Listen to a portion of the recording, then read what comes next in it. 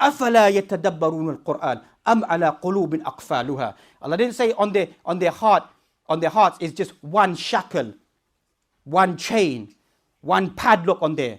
Allah said أَقْفَالُهَا, many chains, many shackles are placed upon the person who doesn't reflect over the Quran, who doesn't live with the Quran on a daily basis. There's got more and more.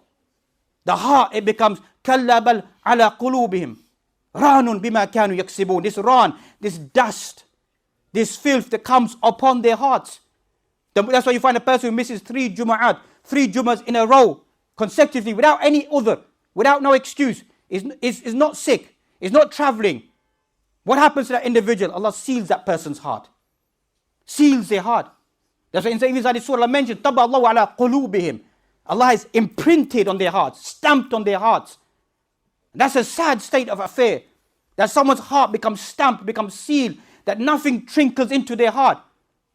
Everything about life is there, but the heart is lost. That's why these aqfalu are to break these shackles, these padlocks. There's many padlocks in all of our hearts.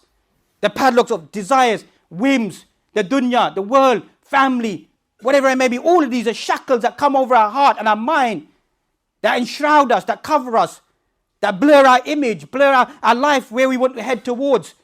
And that's a continuous struggle that we need to break inside our lives. And then Allah mentioned that those people as we mentioned, despise what Allah subhanahu wa ta'ala has sent down. And we mentioned that there are some Muslims, as we began with, who despise what Allah subhanahu wa ta'ala. There's nothing wrong with saying that this is something hard. That's all of us human beings. To get up for Fajr, let's not beat about the bush. To get up at 3 o'clock in the morning and a summer's day, it's not easy.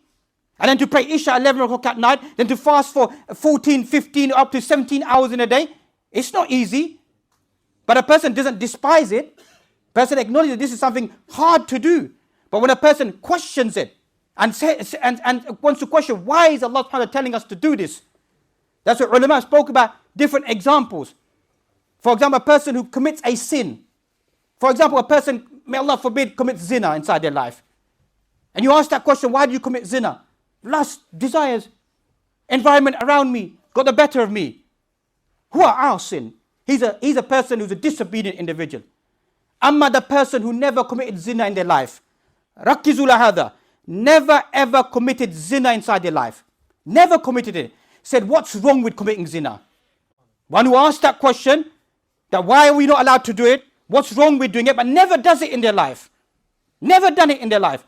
But simply says that. Why is it haram? Why is it forbidden? There's nothing wrong with doing it. I don't want to do it. That person will leave the fold of Islam.